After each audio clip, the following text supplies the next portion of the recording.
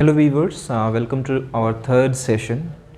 I hope you are doing well and the things I have been teaching you for last 2 days, maybe you are adopting, you are learning that. And in today's video, we are going to talk about verb forms and their uses.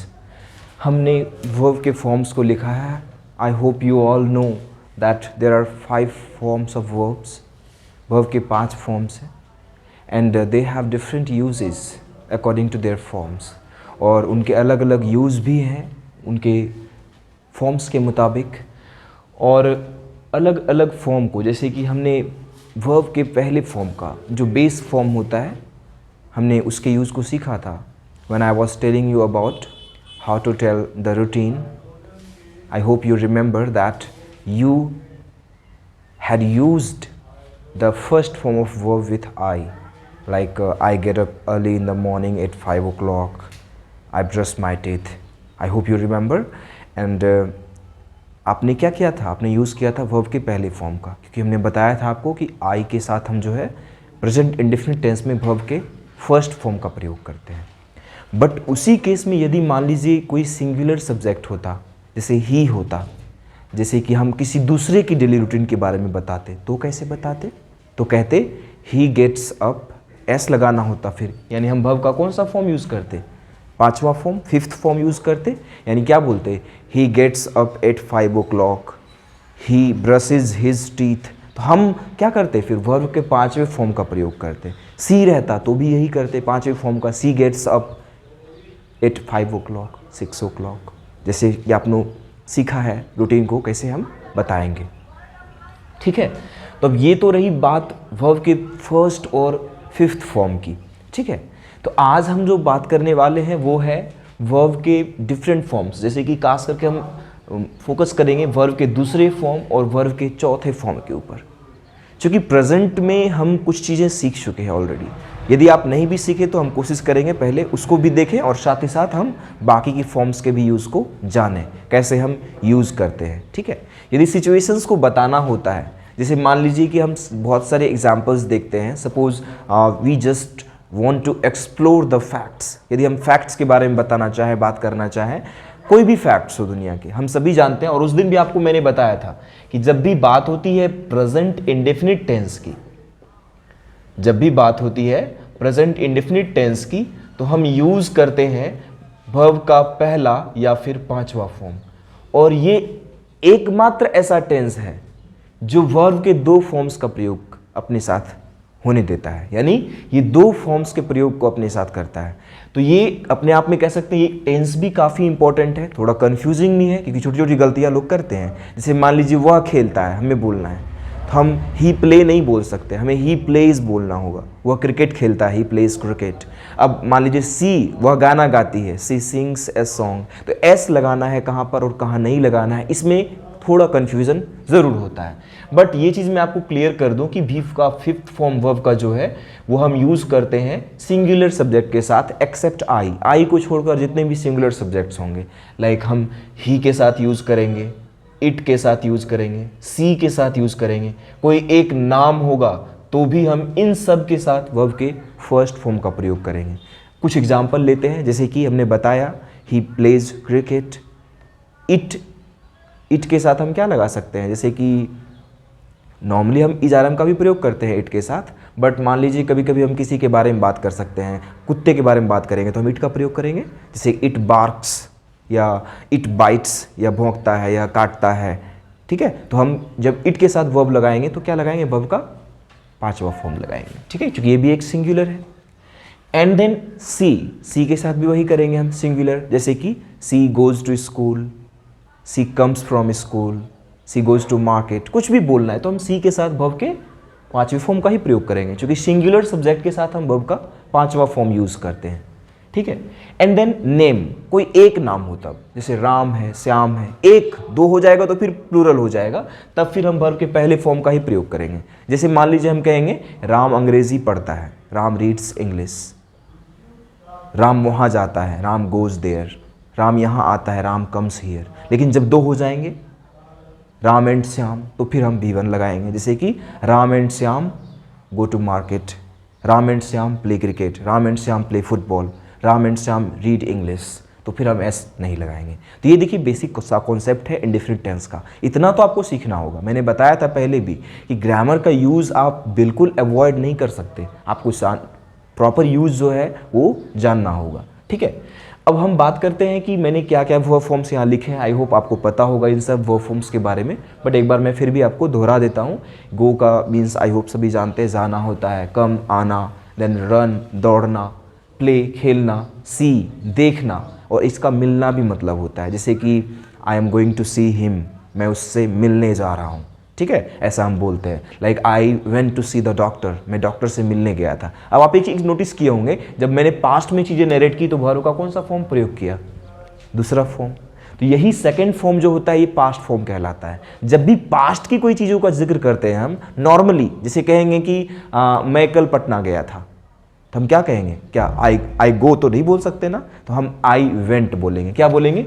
I went to Patna yesterday, और yesterday, today, tomorrow, ये तीनों भी ध्यान में रखिएगा, क्योंकि जब भी हम नैरेट करते हैं आज की बात करेंगे तो टुडे हो गया, पास्ट में बात करेंगे कल की तो हम कहेंगे येस्टरडे, एंड जब प्रेजेंट में बात करेंगे यानी आने वाले कल की बात करेंगे तो टुमारो बोलते हैं। टुमारो एक्चुअली शुद्ध उच्चारण देखा जाए तो टुमारो होता है, ट लाइक टुमारो, ठीक है। बट ठीक है, कोई नहीं, शुरुआत कर सकते हैं और उसके बाद आप सही यूज़ भी कर पाएंगे इसका और सही उच्चारण भी, ठीक है। तो ये वर्ब के दूसरे फॉर्म की बात हो गई कि हम पास्ट फॉर्म कैसे उसको लिखते हैं और कैसे उसको यूज़ करते हैं।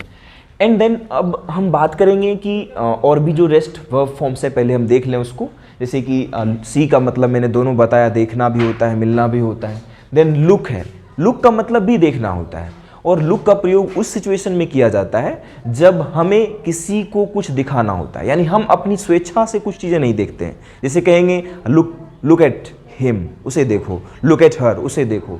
लाइक जब हम ऐसा बोलते हैं, look at Ram, look at that cow, कुछ भी जब हम कोई किसी को दिखाते हैं, खास करके एक तरह से हम ऑर्डर या फिर कह सकते हैं किसी को इंस्ट्रक्ट करते हैं। इंस्ट्रक्ट यानी एक तरह से निर्देश देना, गाइडलाइन देना। इस सिचुएशन में हम क्या करते हैं? यूज़ करते हैं लुक का, और लुक का जनरली यूज़ नहीं होता। और सी भी आप देख सकते हैं, एक और यहाँ पर सी का मतलब भी मैंने आपको देखना बताया। सी जब कैजुअली कोई चीज़ देखते हैं ऐसे ही, जैसे कि आई सॉ एन एनिमल, मैंने एक जानवर देखा, लाइक कुछ भी, जैसे कि हम ये कभी कहेंगे like I am seeing the Taj Mahal, मैं ताजमहल देख रहा हूँ। I have seen the Taj Mahal, तो ये ताजमहल देख रहे हैं मतलब सिर्फ ताजमहल ही नहीं देख रहे हैं, ताजमहल के साथ और चीज़ों को देख रहे हैं, वहाँ ज़्यादा इंपॉर्टेंस उसको नहीं दिया जा रहा है। हाँ, एक और वर्ब होता है, वॉच होता है। तो ये चीज़ समझिए डिफरेंस क्या होता है। हम सी का कब प्रयोग करते हैं, लुक का कब प्रयोग करते हैं, वॉच का कब प्रयोग करते हैं। तो ये सब चीज़ें जब धीरे धीरे आप समझने लग जाओगे, वॉच का मतलब घड़ी भी होता है, नाउन की बात करें तो वॉच का मतलब देखना भी होता है। और देखना तब हम यूज़ करते हैं जब हम सिर्फ देखते नहीं बल्कि हम माइंड का भी यूज़ करते हैं। अब सपोज मान लीजिए कि मैं क्रिकेट मैच देख रहा हूँ, कहेंगे क्या? हम कहेंगे I am seeing the cricket match, I am looking the cricket match? बिल्कुल नहीं कहेंगे, गलत हो जाएगा। हम क्या कहेंगे? I am watching the cricket match. मैं टीवी देख रहा हूँ, I am watching the TV. कुछ भी जब बात करेंगे सिर्फ देखने के साथ साथ हम माइंड का, ब्रेन का भी इस्तेमाल करते हैं, उस केस में हम क्या करेंगे? वॉच का यूज करेंगे। और बच्चों बता दूं मैं कि वॉच का मतलब किसी को पर निगरानी रखना भी होता है। जैसे आई एम वॉचिंग यू, मतलब मैं तुम्हारी एक्टिविटी पर निगरानी रख रहा हूँ, ऑब्जर्व कर रहा हूँ कि तुम क्या कर रहे हो, क्या नहीं कर रहे हो, सही गलत, ठीक है। और जैसे इसी से बनता है एक वर्ड वॉचमैन बनता है, वॉचमैन जो निगरानी रखता है, चौकीदार जिसको आप कहते हैं, गेट कीपर जो कहते हैं। तो ये सब वर्ड समझिए और वर्ड्स को सही जगह यूज करने भी सीखिए, ये काफ़ी इंपॉर्टेंट है, ठीक है। तो ये तो रही बात सी, लुक और वॉच की। आगे बात कर लेते हैं। बाय का मतलब खरीदना होता है, देन टेक लेना, एंड अब्यूज गाली देना, सेल बेचना, ट्राई कोशिश करना, प्रयास करना, किल मारना जान से किसी को, कैच पकड़ना, सिंग गाना, ब्रिंग लाना, एंड देन ईट खाना, ठीक है। तो अब ये सारे इतने ही नहीं है, ये हज़ारों हैं, हज़ारों की तादाद में है, और जितने ज़्यादा आप सीखें उतना ही ज़्यादा आपके लिए चीज़ें आसान होती चली जाएंगी। हमने बस एक एग्जाम्पल के तौर पर आपके सामने इसको रखा हुआ है। तो हमने आपको बताया अभी इंडेफिनिट टेंस का हम कब प्रयोग करते हैं। इंडेफिनिट टेंस का प्रयोग करते हैं तीन चीज़ों को बताने के लिए। पहले भी मैंने चर्चा की है इसकी, फैक्ट, हैबिट और रूटीन। अब रूटीन में आपने देखा है किस तरह से हमने रूटीन जब भी बताना चाहा तो हमने वर्ब के पहले या पांचवें फॉर्म का प्रयोग किया। और जब बात करेंगे हैबिट की, किसी की आदत की बात करेंगे, जैसे कि वह शराब पीता है, ही टेक्स लिकर, या ही ड्रिंक्स वाइन, वह चाय पीती है, सी टेक्स टी। रोज कोई काम जो करता है वो भी आदत होता है। जैसे कि मान लीजिए कि वह यहाँ रोज आता है, आदत नहीं है, रूटीन भी कह सकते हैं। He comes here every day, मैं रोज विद्यालय जाता हूँ, I go to school every day. कोई भी काम यदि किसी की हैबिट है, किसी की आदत है, जैसे कि वो बहुत ज़्यादा बात करता है, क्या कहेंगे, he talks too much, he talks too much, ठीक है। या फिर कह सकते हैं कि वह झूठ बोलता है, ही टेल्स ए लाई, वह सच नहीं बोलता, ही, या सच कभी नहीं बोलता, he never speaks the truth. तो ये सब चीज़ें जानिए। अब यहाँ पर हमने दो वर्ब यूज़ किया, झूठ बोलना, टेल ए लाई, तो ये सब, और सिर्फ, हालांकि कई बार लाई भी सिर्फ यूज़ किया जाता है, like he is lying, are you lying, are you why are you lying, like तो झूठ क्यों बोल रहे हो, ठीक है। तो सिर्फ लाई भी लोग यूज़ करते हैं, टेल ए लाई भी बोल सकते हैं, दोनों आपके लिए ऑप्शन है, ठीक है। लेकिन हाँ, सच बोलने के लिए हम क्या बोलते हैं, स्पीक द ट्रूथ ही बोलते हैं, सच बोलना। जैसे कि we should speak the truth, हमें सच बोलना चाहिए। चलिए यहाँ पर तो शुड का प्रयोग हो गया, लेकिन मुझे जो बताना है फिलहाल, अभी आपको बताना है वर्ब के दूसरे फॉर्म के बारे में, जो कि सिंपल पास्ट टेंस होता है, ठीक है। जनरली आप यदि सिर्फ 3 टेंस भी जान जाते हैं ना, सिंपल प्रेजेंट, सिंपल पास्ट और सिंपल फ्यूचर, तो इससे भी आपके लिए कह सकते हैं चीज़ें बहुत ही आसान हो जाएंगी। हालांकि ज़रूरी तो सभी है। जैसे कि मान लीजिए कोई काम हम कंटिन्यूसली करेंगे, हम वर्ब के कौन से फॉर्म का प्रयोग करेंगे, चौथे फॉर्म का। कंटिन्यूस का मतलब ये होता है कि हम ING लगाएंगे। जैसे कि मैं पढ़ा रहा हूँ, आई एम टीचिंग, आप पढ़ रहे हैं, यू आर रीडिंग। तो आप देखिए, चीज़ों को हौज पौज मत होने दीजिए, मिलने मत दीजिए, आप सेपरेटली समझिए चीज़ों को। फिलहाल मैंने बात की अभी इंडिफिनिट टेंस की, अब आते हैं थोड़ा सिंपल पास्ट टेंस या पास्ट इंडिफिनिट टेंस के ऊपर। तो देखिए, पास्ट इंडिफिनिट टेंस का क्या है। पास्ट इंडिफिनिट टेंस का प्रयोग हम तब करते हैं जब कोई काम के बारे में बताना होता है जो कि वक्त से पहले हो चुका है, यानी अभी नहीं हो रहा, वो हो चुका है और थोड़ा वक्त पहले हुआ है, कल हुआ है, 4 दिन पहले हुआ है, 4 साल पहले हुआ है, ठीक है। जैसे कि वह मर गया, ही डाइड, वह गया, ही वेंट, वह आई, सी केम, अभी नहीं आ रही है, वो आ चुकी है। तो इस चीज़ों को ध्यान में रखिए, ठीक है। यानी हम यहाँ पर यूज़ करने वाले हैं वर्ब के दूसरे फॉर्म का, ठीक है, वर्ब के दूसरे फॉर्म का।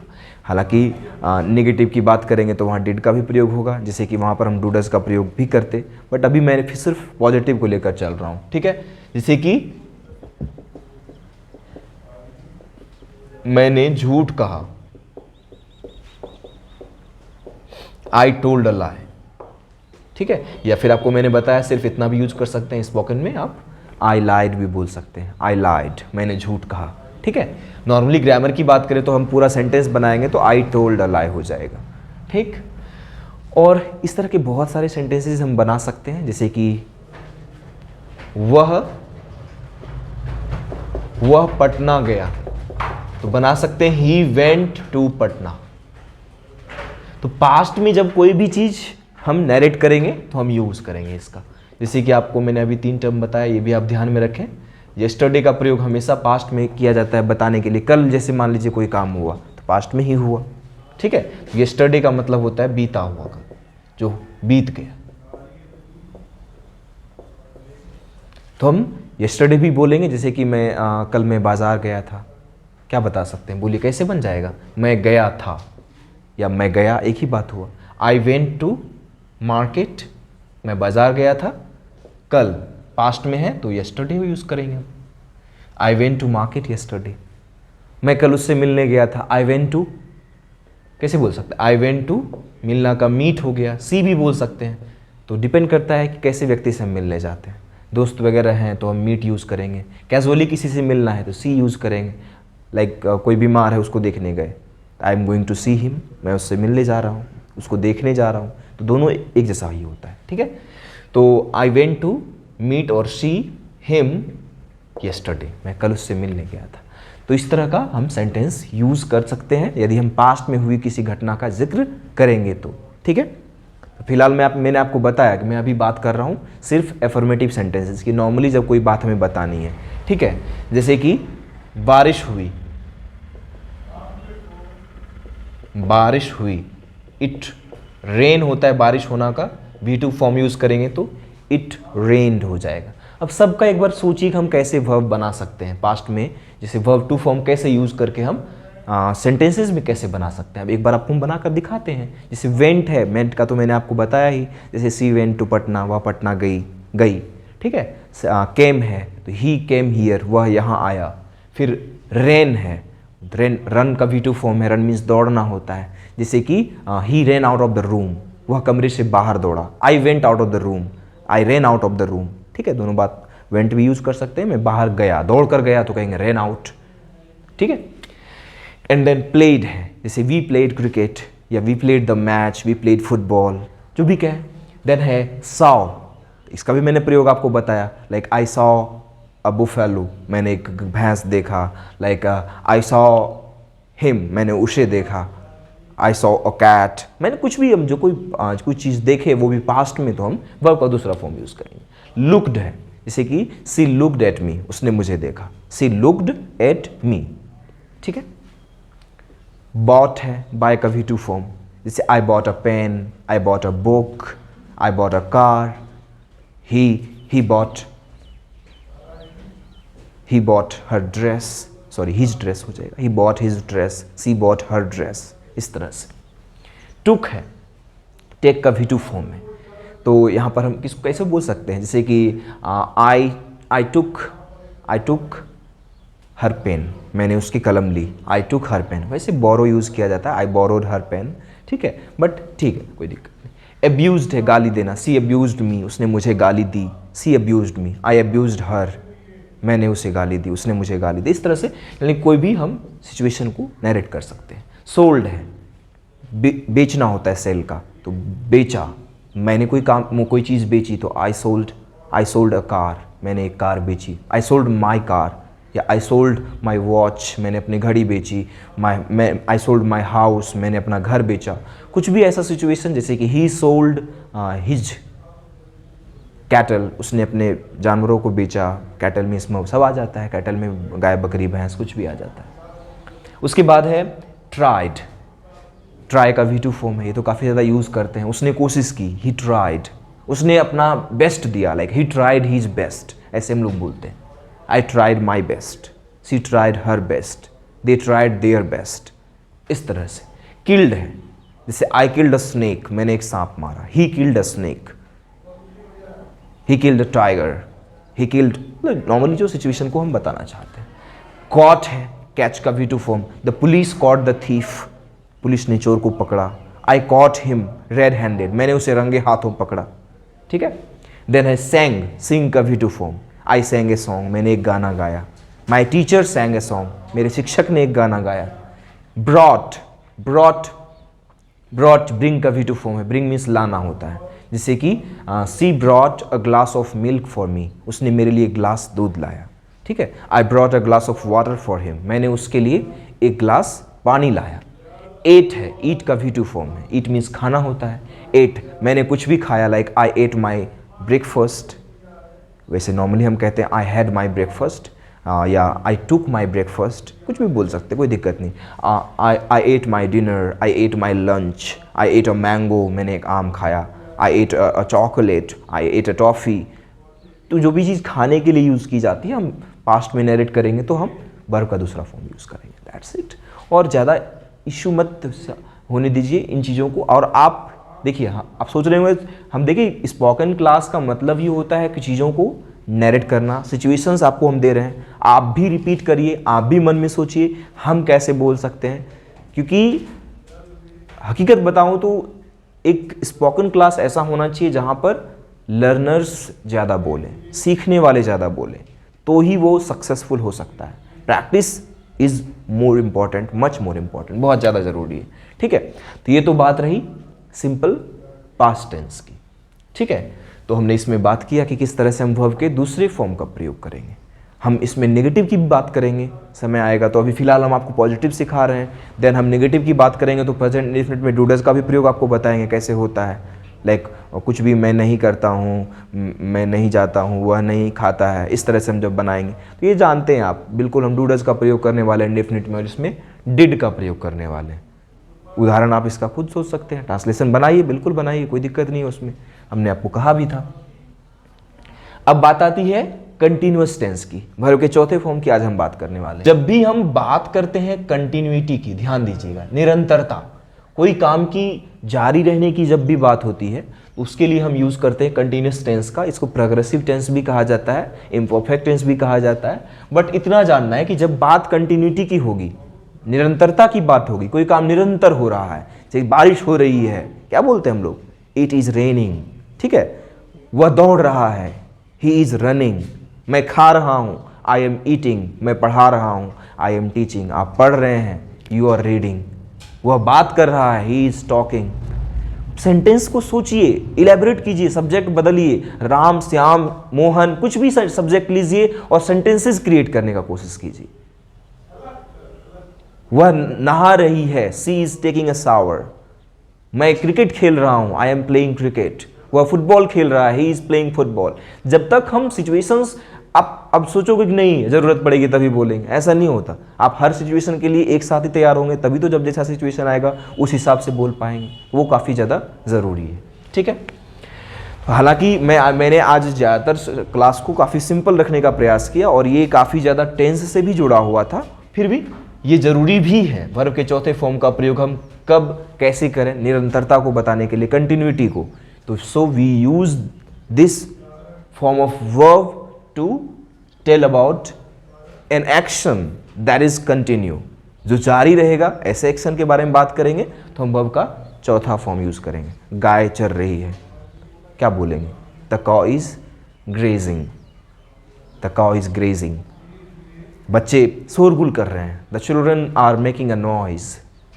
लड़के खेल रहे हैं, द बॉयज आर प्लेइंग। लड़कियां नाच रही है, द गर्ल्स आर डांसिंग। तो सिचुएशंस को बिल्कुल आप इमेजिन कीजिए और बोलिए। जब ये करने लग जाएंगे ना, आसपास की चीजों को, जो भी कुछ हो रहा है आसपास, like the fan is moving, the bulb is giving us light, कुछ भी सेंटेंस सोचिए। सेंटेंसेस यदि आप सोचने लग जाओगे, क्रिएट करने लग जाओगे, तो धीरे धीरे चीजें अपने आप आसान होती चली जाएंगी। कुछ मैं उदाहरण यहां पर लिखता हूं।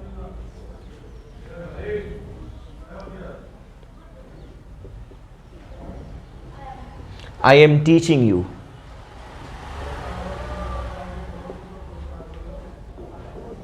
You are learning English. ये तो रही प्रेजेंट कंटिन्यूअस की बात।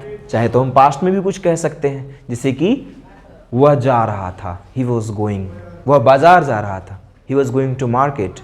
वह विद्यालय से आ रहा था, he was coming from school. Past में भी बोल सकते हैं। वे लोग झगड़ा कर रहे थे, they were fighting, they were quarreling. Ram और श्याम गाली दे रहे थे, Ram and Shyam were abusing.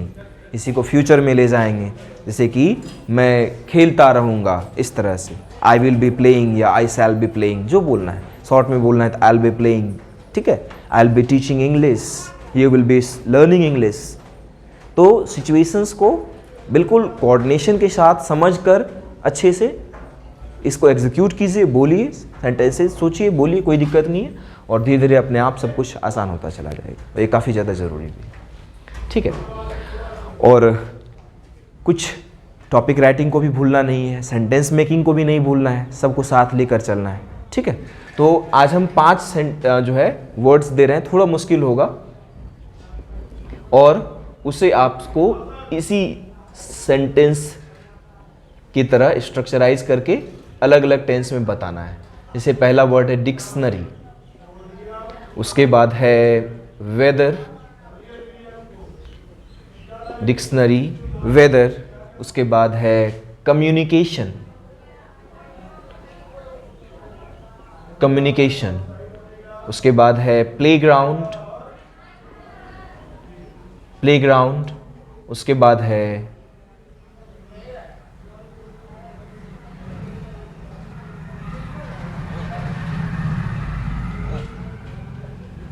कुछ सिंपल भी लेते हैं, सन।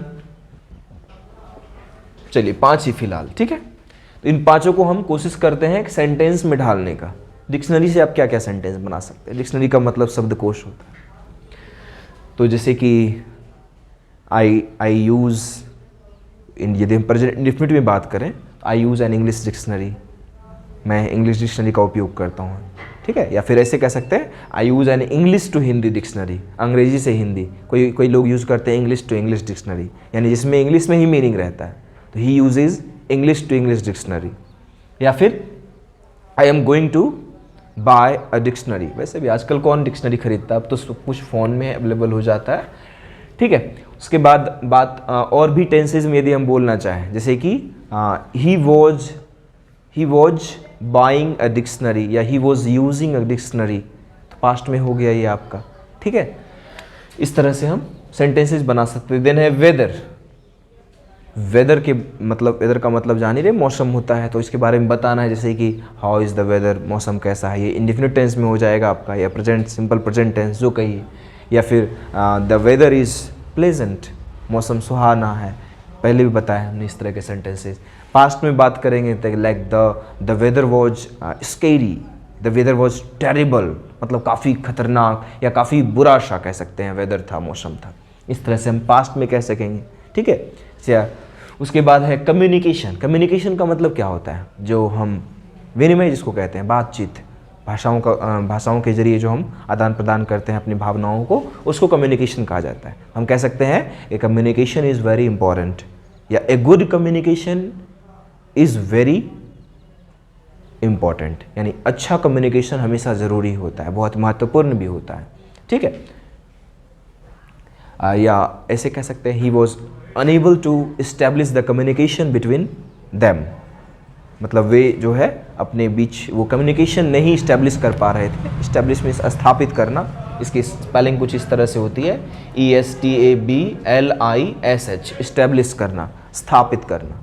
देन है प्लेग्राउंड, प्लेग्राउंड खेल का मैदान, the boys are playing in the playground, लड़के जो है प्लेग्राउंड में, मैदान में, खेल के मैदान में खेल रहे हैं, प्लेग्राउंड कहें, फील्ड भी कहते हैं हम लोग इसको।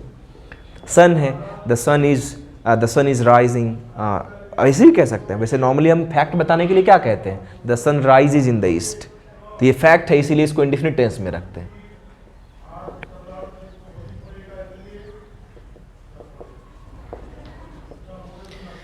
तो आज का फोकस इसी पर था कि हम किस तरह से वर्ब के फॉर्म्स को यूटिलाइज कर सकते हैं, वर्ब के फॉर्म से हम सेंटेंसेस बना सकते हैं, और ये काफ़ी ज़्यादा ज़रूरी भी है। आपने देखा किस तरह से हम वर्ब के फॉर्म्स को अलग अलग सिचुएशंस को बताने के लिए, अलग अलग टाइम को बताने के लिए, क्योंकि हम जब टेंस की बात करते हैं, वर्ब फॉर्म्स की बात करते हैं, तो इसका मतलब भी होता है कि हम अलग अलग टाइम की बात कर रहे हैं। So this was enough for today.